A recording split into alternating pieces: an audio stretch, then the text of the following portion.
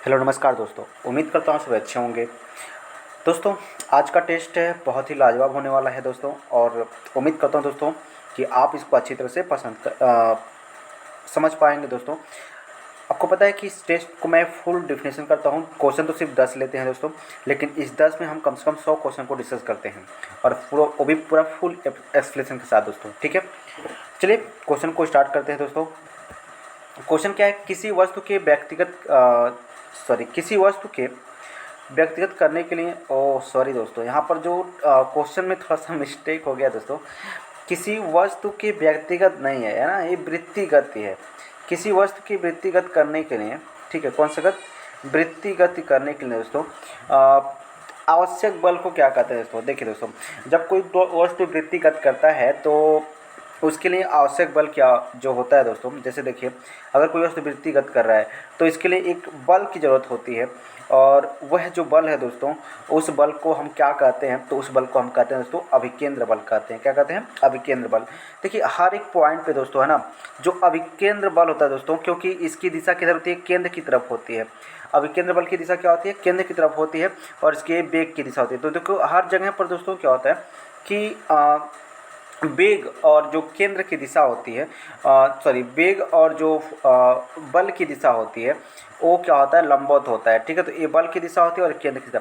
तो कोई भी वस्तु अगर वृत्तिगत कर रही है तो जरूरी क्या है? उसके लिए अभिकेंद्र बल होना क्या है? जरूरी है। ठीक है, और एक बात और दोस्तों कि जो अभिकेंद्र बल होता है, इसकी दिशा किधर होती है? केंद्र की तरफ होती है। और जो अगर इलेक्ट्रॉन, आपको पता है जो इलेक्ट्रॉन होता है वो नाभिक का क्या कहता है? चक्कर लगाता है। तो नाभिक और इलेक्ट्रॉनों के बीच में एक बल लगता है, और उस बल को तो वैसे हम लोग क्या कहते हैं? क्या बोलते हैं? नाभिक और इलेक्ट्रॉनों के बीच में एक बल होता है, उसको बोलते हैं हम लोग आकर्षण बल बोलते हैं दोस्तों। यानी, लेकिन यहाँ पर अगर बात करें तो जो ये बल वृत्त अभिकेंद्र बल मिलता है दोस्तों, तो ये किससे मिलता है?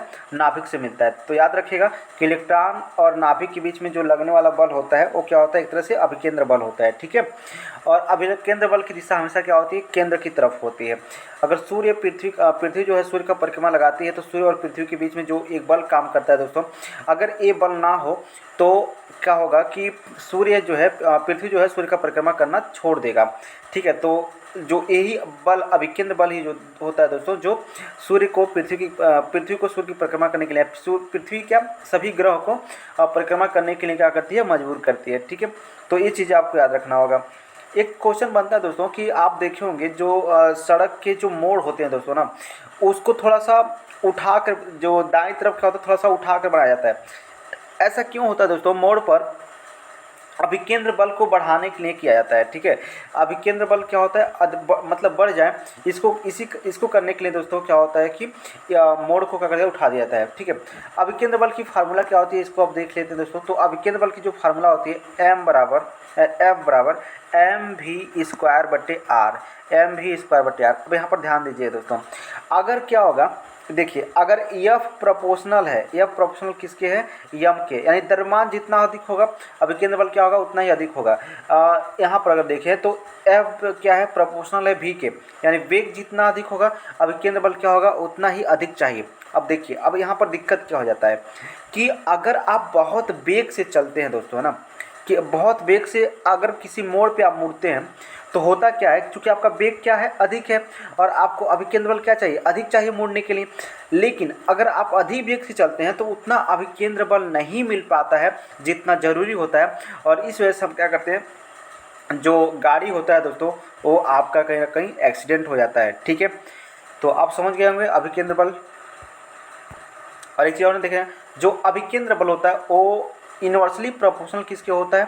ये इन्वर्सली प्रोपोर्शनल है किसके? आर के, यानी जितना अधिक दूरी होगा अभिकेंद्र बल क्या होगा? उतना ही कम लगेगा, और जितना कम दूरी होगा अभिकेंद्र बल क्या होगा? उतना ही ज़्यादा होगा। तो याद रखिएगा, अगर कोई कण वृत्तिगत करती है तो उसके लिए जरूरी क्या है? अभिकेंद्र बल का होना क्या है? जरूरी है। ठीक है, गुरुत्वाकर्षण बल आपको पता है, ब्रह्मांड में किन्हीं दो पिंडों के जो मध्य लगने वाला बल होता है उसे क्या कहते हैं? गुरुत्वाकर्षण बल कहते हैं। और कोई ग्रह या कोई भी पिंड किसी वस्तु को अपनी तरफ से जिस बल से खींचता है ना, उसे वस्तु का क्या कहते हैं? भार कहते हैं। तो देखिएगा, ब्रह्मांड में किन्हीं दो ग्रहों के बीच जो लगने वाले दो पिंडों के बीच हम कह सकते हैं दोस्तों, उनके बीच जो लगने वाला बल होता है उसे क्या कहते हैं, गुरुत्वाकर्षण बल कहते हैं। और जो गुरुत्वाकर्षण बल होता है दोस्तों, इसका जो फार्मूला होता है आपको पता होना चाहिए, एफ इंटू का जगह F=G m1 m2 और बटे का जाएगा r²। अब यहाँ पर देखिए दोस्तों, देखिए पिंडों का जो द्रव्यमान जितना ही अधिक होगा, जो F का मान यानी गुरुत्वाकर्षण बल का मान क्या होगा, उतना अधिक होगा। और इनके बीच की दूरी जितनी ही कम होगी, गुरुत्वाकर्षण बल का मान भी क्या होगा, उतना ही क्या होगा, कम होगा। तो ये बात आप अच्छी तरह समझ लेंगे। यहाँ पर एक आपका है दोस्तों, जो जो सार्वत्रिक गुरुत्वाकर्षण नियतांक होता है वो कितना होता है, तो आपको पता है सार्वत्रिक जो गुरुत्वाकर्षण नियतांक होता है वो होता है 6.67 गुणे 10 पे पावर माइनस 10 पे पावर कितना दोस्तों, -11। कितना होता है, 10 पे पावर -11। तो ये क्या होता है, सार्वत्रिक गुरुत्वाकर्षण नियतांक होता है दोस्तों। अगर बात करें कि जो गुरुत्वाकर्षण बल होता है, ठीक है, सबसे कमज़ोर जो बल होता है दोस्तों वो क्या होता है, गुरुत्वाकर्षण बल होता है। ठीक है, तो याद रखिएगा गुरुत्वाकर्षण के बारे में इतना चीज़ें हम कर सकते हैं। अभी केंद्र बल की बात करें तो हमने अब बता ही दिया है। अब केंद्र बल देखिए दोस्तों, रियल में अब केंद्र बल कुछ होता नहीं है, इसे हम लोग आभासी बल या छद्म बल के नाम से भी जानते हैं। अब केंद्र बल क्या होता है, जैसे ये हम सिर्फ आभास होता है दोस्तों। जैसे आप किसी बस में बैठे हैं और बस किसी मोड़ पे मुड़ रही है। जैसे देखिए आप ये बस किसी बस में आप बैठे हैं दोस्तों और बस किसी मोड़ पे क्या हो रही है, मुड़ रही है। तो अगर आप इस जगह पर बैठे हैं दोस्तों, इस जगह पे, तो आपको हल्का सा इधर धक्का हुआ, मतलब धक्का लगता है दोस्तों, है ना, ऐसा लगता है कि हमको कोई ढकेल रहा है ना, कोई बल लगा रहा है। तो ये क्या होता है, अपकेंद्र बल होता है। इसे हम क्या कहते हैं, छद्म बल या आभासी बल भी कहते हैं। रियल में ऐसा कोई बल नहीं होता है। क्वेश्चन बनता है दोस्तों कि जो दूध से क्रीम यानी जो दूध से क्रीम निकलता है दोस्तों, दही से जो घी निकलता है दोस्तों, ये किस सिद्धांत पर काम करता है, तो यह अपकेंद्र बल के सिद्धांत पे काम करता है। जो आपका वॉशिंग मशीन होता है दोस्तों, वो किस सिद्धांत पे काम करता है, तो ये भी अपकेंद्र बल के सिद्धांत पर काम करता है। तो ये बात आप अच्छी तरह समझ गए होंगे। घर्षण बल की बात करें तो घर्षण बल क्या होता है कि दो वस्तुओं के पारस्परिक तल पर जो लगने वाला बल होता है, यह घर्षण बल कहलाता है दोस्तों। और घर्षण बल जो होता है दोस्तों, आपको पता है कि यह एक विरोधी बल होता है, जो वस्तु के गति का हमेशा क्या करता है, विरोध करता है। ठीक है, यह एक क्या होता है, विरोधी बल होता है, और वस्तु के गति का क्या होता है, हमेशा विरोध करता है। देखिए दो ठोस वस्तुओं के अगर वस्तु क्या है, ठोस है, तो उनके बीच जो लगने वाला बल होता है यानी विरोधी बल होता है, उसे क्या बोलते हैं, घर्षण बल। लेकिन याद रखिएगा तरल पदार्थों के मध्य भी एक विरोधी बल काम करता है, तो उसे बोलते हैं श्यान बल। क्या बोलते हैं, श्यान बल। यानी द्रवों के मध्य जो लगने वाला या तरल पदार्थों के मध्य जो लगने वाला बल है उसे क्या बोलते हैं, श्यान बल। तो उम्मीद करता हूँ दोस्तों इसको भी आप अच्छी तरह से समझ गए होंगे। चलिए आगे चलते हैं, अगला क्वेश्चन देखते हैं।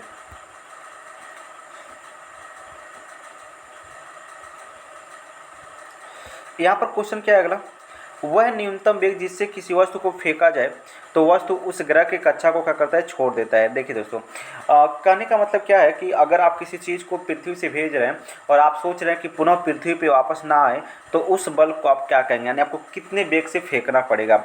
तो देखिए इसको फेंकने के लिए कम से कम आपको चाहिए, अगर देखिए क्या होता है पलायन अच्छा सबसे पहले देखिए इस वेग को हम क्या बोलते हैं, पलायन वेग बोलते हैं। क्या बोलते हैं, पलायन वेग बोलते हैं। और जो पलायन वेग होता है, ठीक है, यानी किसी वस्तु का वह न्यूनतम वेग जिससे किसी वस्तु को फेंकते हैं किसी ग्रह से तो पुनः वह उस ग्रह पे वापस नहीं आता। यानी पलायन करने का मतलब होता है भाग जाना। ठीक है, पलायन करने का मतलब क्या, यानी उस ग्रह से क्या हो जाता है, वो भाग जाता है, तो उसे क्या कहते हैं, पलायन वेग कहते हैं। ठीक है, पलायन वेग। अगर बात करें पृथ्वी का जो पलायन वेग होता है वो कितना होता है, यानी पृथ्वी से अगर कोई वस्तु कितना तेज आप फेंकें कि वह पुनः पृथ्वी पे नहीं आए, तो वह होता है 11.2 किमी। वो 11.2 किमी पर सेकेंड, यानी एक सेकेंड में आपको 11.2 किमी तक फेंकना होगा। बात करें दोस्तों संवेग का, तो अच्छा चंद्रमा का जो पलायन वेग है, तो चंद्रमा का पलायन वेग लगभग 2.4 किमी पर सेकेंड है दोस्तों।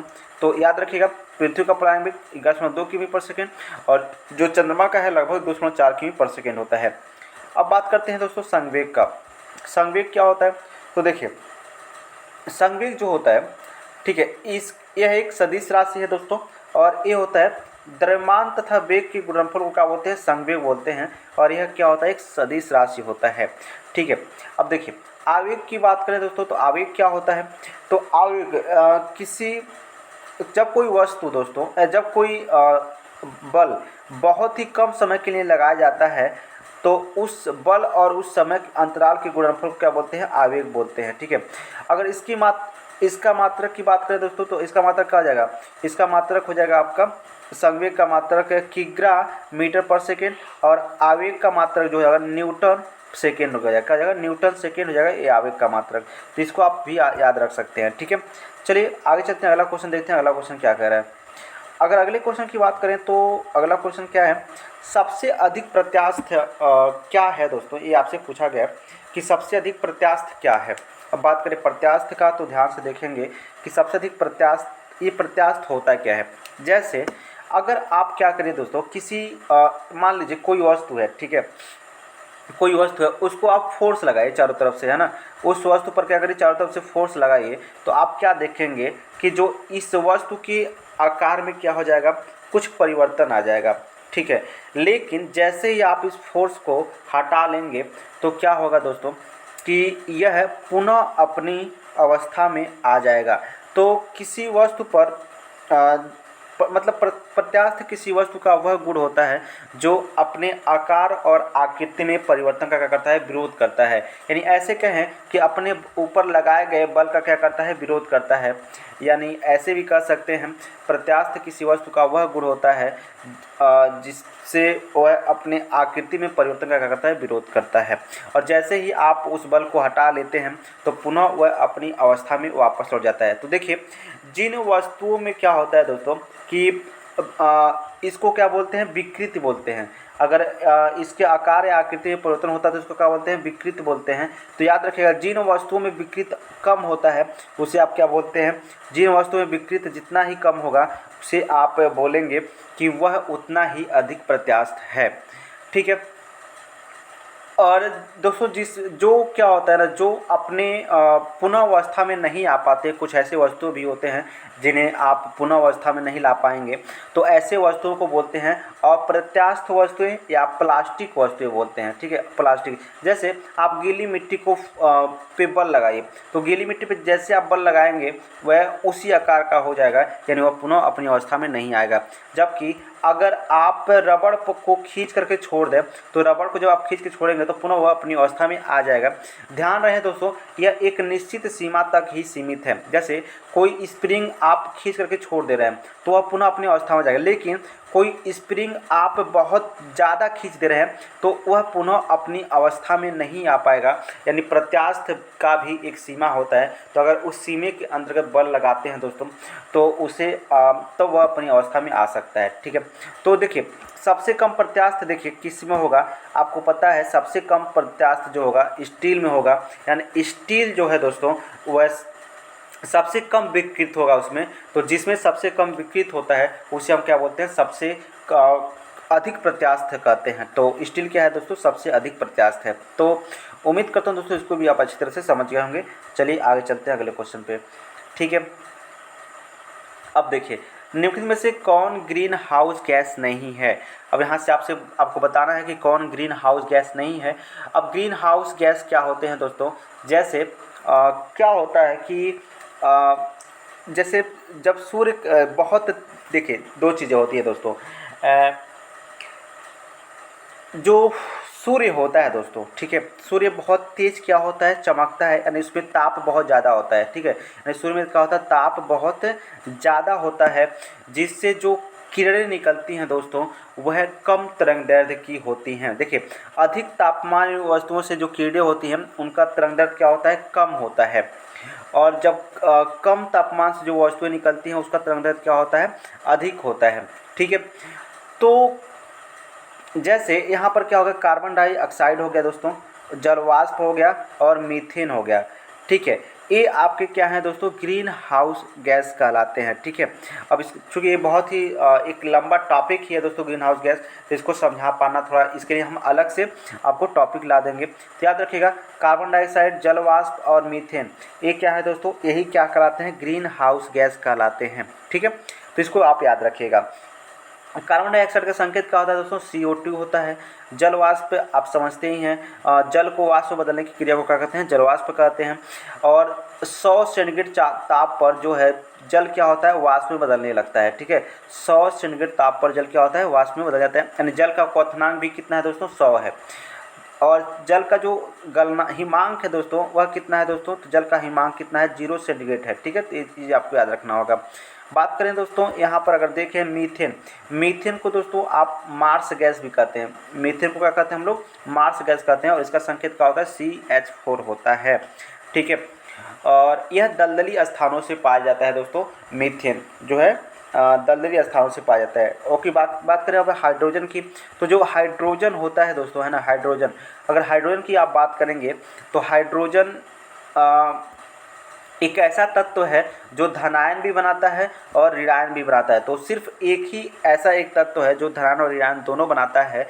इसलिए दोस्तों इसका आवर्त सारणी में कोई भी स्थान नहीं होता है। इसका जो परमाणु क्रमांक तो 1 होता है, लेकिन आवर्त सारणी में कोई निश्चित स्थान नहीं होता है। इसलिए इसको आवारा तत्व का संज्ञा दिया गया। यानी आपसे पूछ सकता है कि आवारा तत्व किसे कहते हैं? तो वो कहते हैं दोस्तों हाइड्रोजन को, क्योंकि ये आवर्त सारणी में इसका कोई निश्चित स्थान फिक्स नहीं है, इसलिए इसे क्या बोलते हैं? आवारा तत्व, यानी इधर उधर घूम सकता है दोस्तों। ठीक है, अब चलिए आगे चलते हैं दोस्तों। अगला क्वेश्चन देखते हैं, अगला क्वेश्चन क्या कह रहा है। अगला क्वेश्चन की अगर बात करें दोस्तों तो ये आपका है, लिफ्ट से अगर नीचे उतरते समय व्यक्ति का भार क्या होता है? लिफ्ट से नीचे उतरते समय व्यक्ति का भार प्रतीत होता है। व्यक्ति का भार वास्तविक भार से क्या होता है? कैसा प्रतीत होता है? अब देखिए दो चीज़ है। अगर आपने लिफ्ट में बैठा होगा दोस्तों, थोड़ा सा फील किया होगा ज़रूर कि जब लिफ्ट, ठीक है, लिफ्ट क्या होता है? ऊपर की ओर जाता है, तो हमको ऐसा फील होता है कि हमारा जो भार है दोस्तों वह क्या है? अधिक है। क्या है? हमारा भार क्या है? अधिक लग रहा है। ठीक है, ऐसा फील होता है दोस्तों जब लिफ्ट क्या होता है? ऊपर की ओर जाता है। इसका रीज़न क्या है दोस्तों? इसका रीज़न क्या है कि आपको पता है कि जो नीचे की तरफ एक बल लगता है दोस्तों, mg, जो नीचे की तरफ लगता है।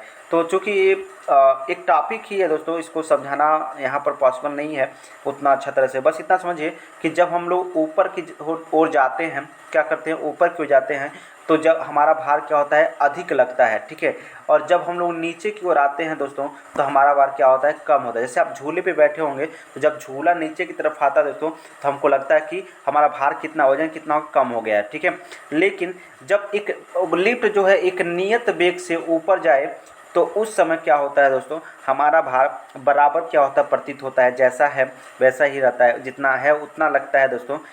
तो याद रखिएगा, अगर लिफ्ट ऊपर जा रहा है तो भार क्या होगा दोस्तों? जो लिफ्ट ऊपर जाएगा तो भार हमको अधिक लगेगा।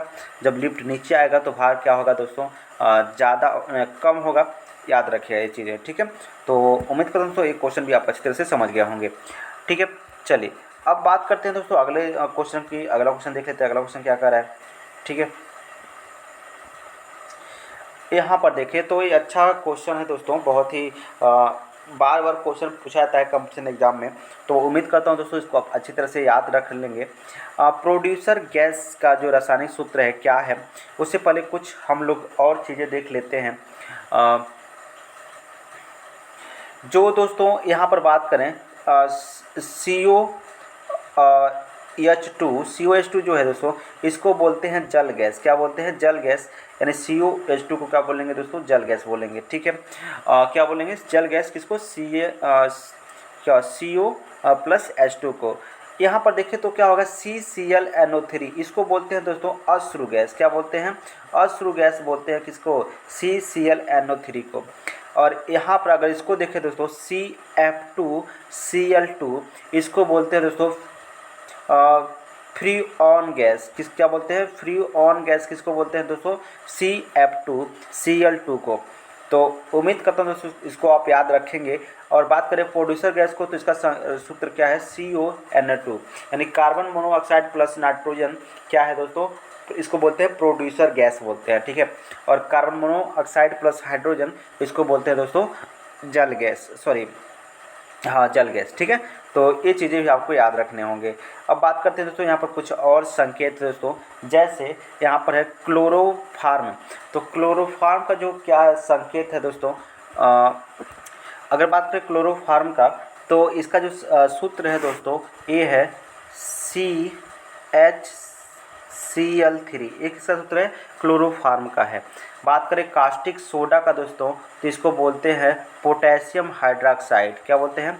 पोटेशियम हाइड्रोक्साइड को क्या कहते हैं? कास्टिक सोडा कहते हैं। ठीक है। अगर बात करें जिप्सम का, तो जिप्सम का जो सूत्र है दोस्तों, इसको आप याद रख सकते हैं। जिप्सम का जो सूत्र है ये होता है कॉपर सल्फेट डॉट 2H2O। ठीक है, कॉपर सल्फेट डॉट 2H2O, इसको क्या बोलते हैं? जिप्सम बोलते हैं।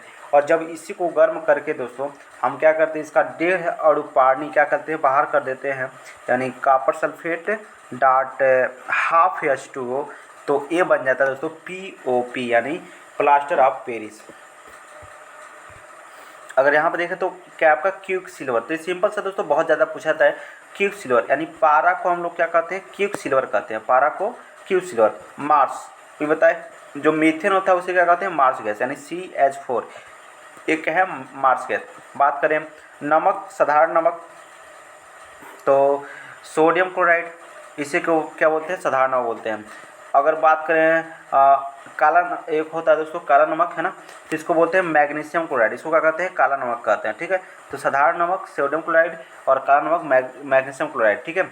एक होता है दोस्तों मिल्क ऑफ मैग्नीशिया, यानी MgOH का होल ट्वाइस, इसको बोलते हैं मिल्क ऑफ मैग्नीशिया। तो ये चीज़ें आपको याद होने चाहिए दोस्तों। ठीक है, अब बात करते हैं अगले क्वेश्चन पर जाते हैं। अगला क्वेश्चन क्या कहता है, देखिए यहाँ पर रबड़ के वल्कनीकरण के लिए यहाँ पर क्या है? रबड़ के वल्कनीकरण के लिए मिलाया जाता है दोस्तों, है ना। क्या मिलाया जाता है? ठीक है, रबड़ के वल्कनीकरण करने के लिए मिलाया जाता है। ये क्या मिलाएगा? तो मतलब जिससे रबड़ का वल्कनीकरण कहते हैं। ठीक है, तो देखिए रबड़ का वल्कनीकरण क्या कहते हैं? देखिए रबड़ एक बहुत ही कोमल पदार्थ होता है दोस्तों। इसको कठोर बनाने के लिए, कठोर बनाने की क्रिया को हम क्या बोलते हैं? वल्कनीकरण कहते हैं। और वल्कनीकरण करने के लिए आपको मिलाना पड़ता है दोस्तों सल्फर, यानी सल्फर को हम मिलाते हैं रबड़ के वल्कनीकरण करने के लिए। अब बात करें सल्फर की, तो आपको पता होना चाहिए जो सल्फर का जो परमाणु क्रमांक होता है वो कितना होता है? 16 होता है, यानी सल्फर का परमाणु क्रमांक कितना होता है दोस्तों? 16 होता है। ठीक है। और कार्बन की अगर बात करें तो कार्बन क्या है दोस्तों? तो इसका परमाणु क्रमांक कितना होता है? 4 होता है, 6 होता है कार्बन का परमाणु क्रमांक। ठीक है। उसके बाद ओजोन, ओजोन की बात करें दोस्तों तो इसका जो इस O3 होता है ओजोन। ठीक है, आपको पता है ओजोन जो होता है यह पराबैंगनी किरणों से हमारे पराबैंगनी किरणों से पृथ्वी की क्या करती है? रक्षा करती है, यानी ओजोन परत जो है दोस्तों पराबैंगनी किरणों को क्या करती है? रोक लेती है। ठीक है, तो ये चीज़ें आपको याद होना चाहिए। फ्लोरीन जो है दोस्तों सबसे सक्रिय जो गैस है दोस्तों वो कौन है? फ्लोरीन है। तो इस चीज़ों को भी आपको याद होना चाहिए और इसे आप याद रख सकते हैं। ठीक है, तो उम्मीद करता हूँ दोस्तों ये सारी चीज़ें आप समझ गए होंगे, इसमें आपको कोई भी डाउट नहीं होगा। ऑक्सीजन की जो संकेत की बात करें तो ऑक्सीजन का जो परमाणु क्रमांक की बात करें तो ये कितना होता है? 8 होता है। ठीक है, चलिए उसके बाद आगे चलते हैं तो अगला क्वेश्चन देखते हैं। अगला क्वेश्चन क्या है और कैसे इसको चीज़ें, देखिए दोस्तों चीज़ें बहुत ही सिंपल हैं, आप इसको आराम से याद कर सकते हैं, कोई भी दिक्कत नहीं होनी चाहिए। अब देखिए वायुमंडल में पाई जाने वाली सबसे प्रचुर मात्रा में जो अक्रिय गैस होती हैं दोस्तों वो क्या होते हैं? देखिए दोस्तों अक्रिय गैस किसे कहेंगे दोस्तों? वह गैसें जो क्या होती हैं? किसी अन्य से क्रिया नहीं करती हैं, उन्हें आप क्या कहते हैं? अक्रिय गैस कहते हैं। और अक्रिय गैस दोस्तों वह होते हैं जिनका जो बाहरी कोश, यानी बाहरी कोश अगर इलेक्ट्रॉनिक विन्यास करते हैं दोस्तों तो बाहरी कोश क्या होती है? पूर्ण भरे होते हैं, है ना। यानी बाहरी कोश में 2 इलेक्ट्रॉन हो सकते हैं दोस्तों, है ना। बाहरी कोश में क्या हो सकते हैं? 2 इलेक्ट्रॉन भी हो सकते हैं। और बाहरी कोश यानी इसका बाहरी कोश क्या होता है? पूरा भरा होता है, यानी इसमें 2 इलेक्ट्रॉन हो सकते हैं, 8 हो सकते हैं, 18 हो सकते हैं। तो इस तरह से दोस्तों 32 हो सकते हैं। तो इसका वह परमाणु दोस्तों जिसके बाहरी कोश क्या होते हैं? पूर्ण रूप से भरे होते हैं, उन्हें हम क्या बोलते हैं? अक्रिय गैस कहते हैं। और यह किसी गैस से क्या करते हैं? क्रिया नहीं करते हैं। तो इसमें सभी वैसे तो अक्रिय गैसें ही हैं, जैसे हीलियम भी क्या है? अक्रिय गैस है, इसका जो परमाणु क्रमांक होता है 2 होता है। क्रिप्टॉन जो है दोस्तों ये भी अक्रिय गैसें हैं, इसका परमाणु क्रमांक 10 होता है। नियान दोस्तों ये भी क्या है? अक्रिय गैस है, इसका परमाणु क्रमांक 9 होता है। आर्गन भी क्या है दोस्तों? आर्गन भी एक अक्रिय गैस है और इसका परमाणु क्रमांक कितना होता है, 18 होता है। तो सबसे अधिक प्रचुर मात्रा में जो आपको पाया जाता है दोस्तों, क्या पाया जाता है, आर्गन पाया जाता है वायुमंडल में। ठीक है, तो ये चीज़ें आपको याद रखनी चाहिए कि वायुमंडल में सबसे प्रचुर मात्रा में पाया जाने वाला गैस क्या है, आर्गन है। बात करें वायुमंडल में, तो वायुमंडल में क्या क्या चीज़ें पाई जाती हैं दोस्तों, तो वायुमंडल में सबसे अधिक जो गैस पाया जाता है नाइट्रोजन पाया जाता है, और नाइट्रोजन कितना है, 78% है। ठीक है, उसके बाद कौन पाया था, उसके बाद ऑक्सीजन पाया जाता है, और ऑक्सीजन कितना है दोस्तों, 21% है। और उसके बाद दोस्तों कार्बन डाइऑक्साइड पाए जाते हैं दोस्तों, और ये लगभग 0.0003% क्या होते हैं, कार्बन डाइऑक्साइड पाए जाते हैं। बाकी इसमें दोस्तों जल वाष्प की मात्रा भी पाई जाती है। ठीक है, तो सबसे अधिक अगर बात करें तो सबसे अधिक कौन सी गैस पाई जाती है, तो नाइट्रोजन गैस पाई जाती है। नाइट्रोजन से एक और क्वेश्चन बनता है दोस्तों, जो खाने वाले चीज़ होते हैं दोस्तों, जैसे चिप्स हो गया दोस्तों, तो उस पैकेट में किसका कौन सा गैस भरा जाता है, तो याद रखिएगा उस पैकेट में हम जो गैस भरते हैं दोस्तों, वह नाइट्रोजन गैस ही भरा जाता है। ठीक है, आपने देखा होगा चिप्स के जो पैकेट होते हैं बहुत ही फूले होते हैं दोस्तों, रियल में जितना दिखता है उतना चिप्स नहीं होते हैं, बहुत ही थोड़े से चिप्स होते हैं, बाकी सब क्या होते हैं, उसमें नाइट्रोजन गैस भर दिए जाते हैं। ठीक है, तो इसको भी आप याद रख सकते हैं, इसमें आपको कोई भी डाउट नहीं होने चाहिए। ठीक है, अब चलिए अगला क्वेश्चन देखते हैं, अगला क्वेश्चन क्या कर रहा है, इसको भी अच्छी तरह से समझते हैं। यहाँ पर देखिए, अच्छा क्वेश्चन है दोस्तों, और बहुत ज़्यादा क्वेश्चन पूछे भी जाते हैं इस तरह से। मानव में गुर्दे का रोग किसके प्रदूषण से होता है, तो याद रखिएगा मानव में जो गुर्दे का, सबसे पहले देख लेते हैं दोस्तों, लोहा जो है दोस्तों, लोहा आपको पता है दोस्तों, इसके कमी से रक्त क्या होती है दोस्तों, रक्त की कमी होती है दोस्तों, है ना। अरक्तता इसको बोल सकते हैं, अरक्तता यानी अरक्तता। तो ये किसकी कमी से होती है दोस्तों, आयरन की कमी से होती है। इसका परमाणु क्रमांक कितना होता है, 26 होता है। ठीक है, याद रखिएगा। और बात करें दोस्तों कोबाल्ट, तो ये कोबाल्ट जो है दोस्तों किस विटामिन में पाई जाती है, तो विटामिन जो 12 है दोस्तों, B12 दोस्तों, इसमें क्या पाया जाता है, कोबाल्ट पाया जाता है। ठीक है, कौन सी धातु पाई जाती है, कोबाल्ट। ठीक है, अब एक चीज़ और समझिए, कोबाल्ट यहाँ पर अगर देखें तो विटामिन B12 में पाई जाती है दोस्तों, है ना। उसके बाद कार्बन की बात करें तो कार्बन आप समझते ही हैं दोस्तों। अच्छा, कार्बन के कितने अपरूपक हैं दोस्तों, तो कार्बन के मुख्यतः 2 अपरूपक होते हैं दोस्तों, एक होता है हीरा और एक होता है क्या, ग्रेफाइट। ठीक है, तो पूछा था कि पेंसिल में जो काला पदार्थ होता है वो क्या होता है, तो वह होता है आपका ग्रेफाइट। ग्रेफाइट जो है दोस्तों यह क्या है, अक्रिस्टलीय संरचना है, जबकि हीरा क्या है, कार्बन का एक क्रिस्टलीय संरचना है दोस्तों। तो ये चीज़ें भी आपको याद रखने होंगे। ठीक है, तो उम्मीद करता हूँ दोस्तों ये सारी चीज़ें आपको याद होंगी। ठीक है, अब आगे चलते हैं। यहाँ देखें तो मीन माता जो रोग है दोस्तों, यह जल में पारे की विषाक्तता के कारण होती है दोस्तों, मीन माता रोग। आपको पता है घेघा रोग के बारे में, तो यह आयोडीन की कमी से होती है दोस्तों, क्योंकि हमारे एक थायराइड ग्रंथि होता है दोस्तों, जो थायरॉक्सिन अम्ल क्या करता है, हार्मोन का क्या करता है, स्राव करता है दोस्तों। तो उसके यानी उसमें आयोडीन की कमी से क्या हो जाता है, घेघा रोग हो जाता है। ठीक है, तो याद रखिएगा ये इस समय तो कम हो गया दोस्तों। ठीक है, और जो आपका दोस्तों पहले जो था, यानी पहाड़ी क्षेत्रों में यह रोग ज़्यादा देखे जाते थे। ठीक है, अब बात करते हैं बांझपन का, तो बांझपन किसकी कमी से होता है दोस्तों, तो बांझपन जो होता है दोस्तों विटामिन ए की कमी से क्या होता है, बांझपन होता है। इसको भी याद रखेंगे आप, विटामिन ए की कमी से दोस्तों बांझपन है, जो प्रजनन करने की क्षमता होती है दोस्तों वह कम हो जाती है, किसकी, विटामिन ए की कमी से। बात करें डिहाइड्रेशन की दोस्तों, तो डिहाइड्रेशन में होता है क्या दोस्तों, तो इसमें यह किसकी कमी से होता है, तो यह जल की कमी से होता है। जब शरीर में दोस्तों जल की क्या होती है, कमी होती है, तो क्या होता है, डिहाइड्रेशन होता है। देखिए हमारे शरीर में सबसे अधिक जो गैस तत्व पाए जाते हैं वह ऑक्सीजन पाया जाता है, यानी ऑक्सीजन हमारे शरीर में 65% क्या होता है, ऑक्सीजन पाया जाता है। ठीक है, याद रखेंगे हमारे शरीर में ऑक्सीजन कितना पाया जाता है, 65% पाया जाता है। ठीक है, चलिए, तो उम्मीद करता हूँ ये सारे क्वेश्चन दोस्तों इंपॉर्टेंट हैं जो आपको याद रखना चाहिए। जो थायराइड ग्रंथि है दोस्तों, ये सबसे बड़ी अंतःस्रावी ग्रंथि होती है, थायराइड ग्रंथि। ठीक है, इसको भी आप याद रखेंगे।